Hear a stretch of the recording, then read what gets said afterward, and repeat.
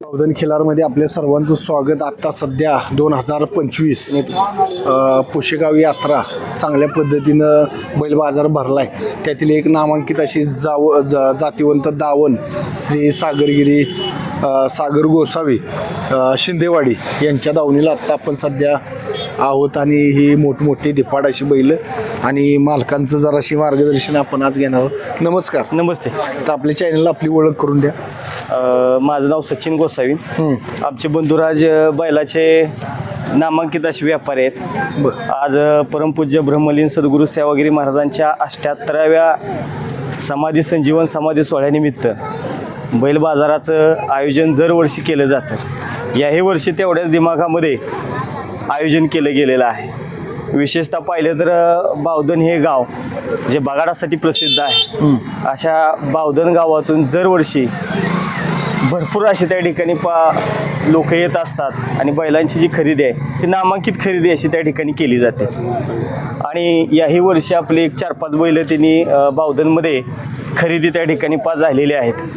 दरवर्षीच त्या ठिकाणी हे बावधन हे जे गाव आहे ते बगाडासाठी प्रसिद्ध असल्या कारणानं आज हे जो गोवंश आहे त्या गोवंशाचं त्या ठिकाणी पालन होतंय. ही एक महत्त्वाची बाब त्या ठिकाणी सांगावी लागेल.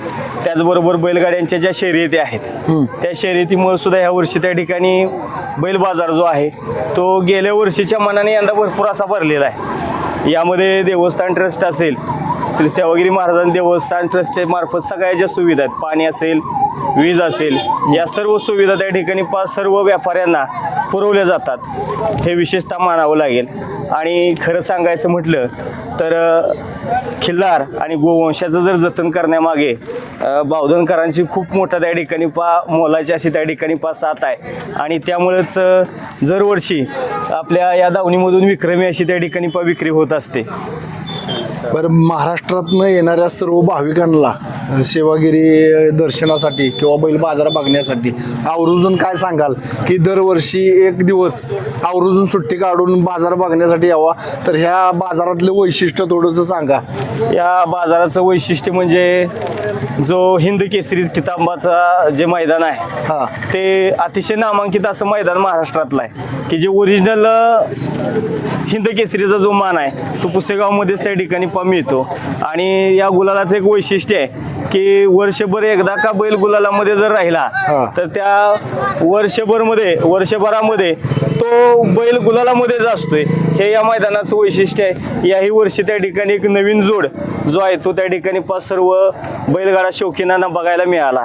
ही एक त्या ठिकाणी खूप मोठं वैशिष्ट्य आहे.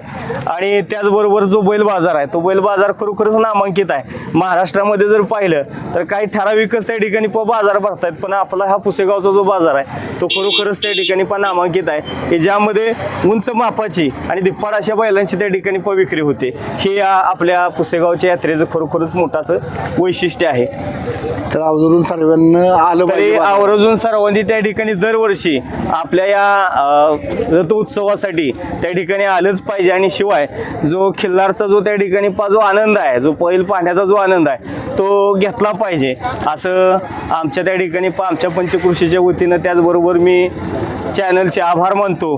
आणि सर्वांनी दरवर्षी आपण या यात्रेचा मध्ये सहभाग घ्यावा आणि अशी धिप्पाड बैलांची त्या ठिकाणी जी विक्री केली जाते या सर्व बैलांची त्या ठिकाणी आपण आनंद घेतला पाहिजे. की जे हलगी आहेत ते आपण आता मगाशी पाहिलं असेल की हलगी असेल किंवा त्या ठिकाणी सनई असेल, त्या सनईच्या नादामध्ये बैलांची त्या ठिकाणी मिरवणूक काढली जाते.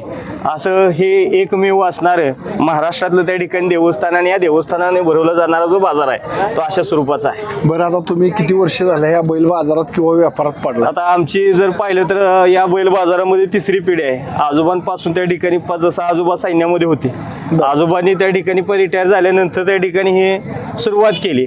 पण त्यावेळेस काय एवढी अशी मोठी त्या ठिकाणी मोठ्या मापाची बैल नव्हती किंवा जी छोटी आहेत ती शेतीच्या मापाची त्या ठिकाणी बैल असायची.